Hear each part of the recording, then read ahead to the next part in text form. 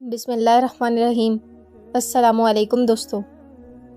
جب قافلہ کربلا لٹا ہوا، زخموں سے چور، بے یار و مددگار اور مظلومیت کی تصویر بن کر شام کی تنگ و تاریک گلیوں سے گزارا گیا تو منظر صرف نیزوں پر سجے مقدس سروں کا نہ تھا، بلکہ ہر گلی، ہر دیوار اور ہر قدم پر صدا آ رہی تھی، یہ محمد مصطفیٰ صلی اللہ علیہ وآلہ وسلم کے نواسے ہیں، ان کو پہچانو، ان کی عظمت کو مانو۔ کیا آپ نے کبھی غور کیا ہے کہ وہ گلیاں کیسی ہوں گی جہاں معصوم بی بی سکینہ کے نازک پیروں میں بیڑیاں تھیں، ان کے چہرے پر گرد، آنکھوں میں خوف اور ہونٹوں پر بابا کی صدا تھی، جہاں امام زین العابدین تپتے بخار میں چلتے ہوئے، زنجیروں میں جکڑے ہوئے، اپنی مظلومیت کی تصویر بنے ہوئے تھے۔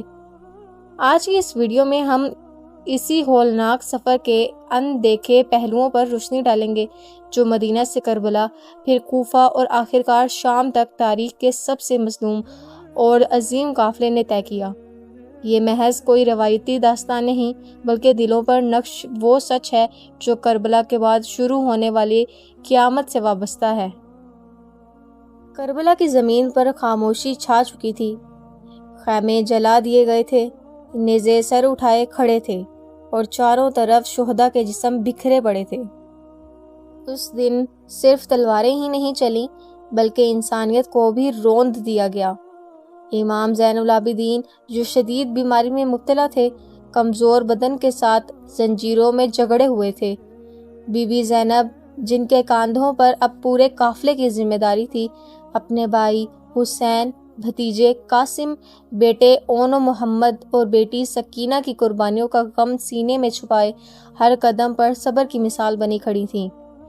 کوفہ کی وہ راتیں جن میں یہ قیدی شہر میں لائے گئے، گواہ ہیں کہ لوگ تماش بین بن چکے تھے۔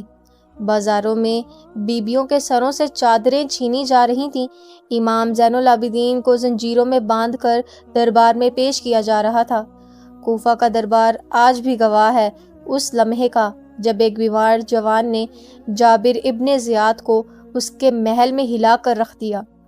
امام نے کہا، اے ابن زید، آج تم ہمیں قیدی بنا کر لائے ہو، لیکن یاد رکھو، جیت ہمیشہ انہی کی ہوتی ہے جو حق پر ہوتے ہیں، نہ کہ ان کی جو ظالم ہوں۔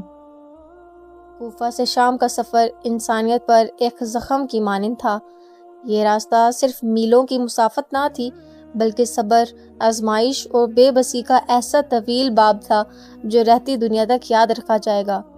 اس سفر میں چھوٹے چھوٹے بچے پیاس سے نڈھال تھے، بوڑھی خواتین زخمی قدموں سے چل رہی تھیں، امام شدید بخار میں مبتلا تھے اور ننھی سکینہ اپنے چھوٹے لبوں سے بار بار بابا کو آواز دے رہی تھی، بابا کہاں ہیں آپ؟ سکینہ کو اندھیرے سے ڈر لگتا ہے۔ دن سورج کی جھلسا دینے والی گرمی میں نیزوں کے سائے میں سفر طے ہوتا اور رات کو کوئی ویران کھنڈر ان کا عارضی ٹھکانہ بنتا۔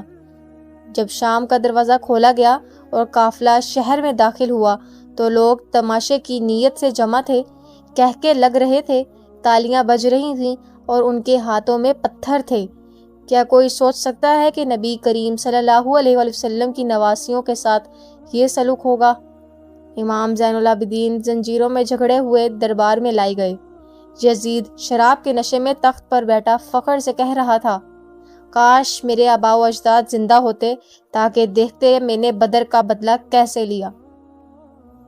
مگر اس دربار کی فضا اس وقت بدل گئی جب سیدہ زینب نے تاریخ کا وہ ناقابل فراموش خطبہ دیا جس نے یزید کی سلطنت کو ہلا کر رکھ دیا۔ انہوں نے فرمایا، اے یزید، تو سمجھتا ہے کہ ہمیں رسوا کر رہا ہے؟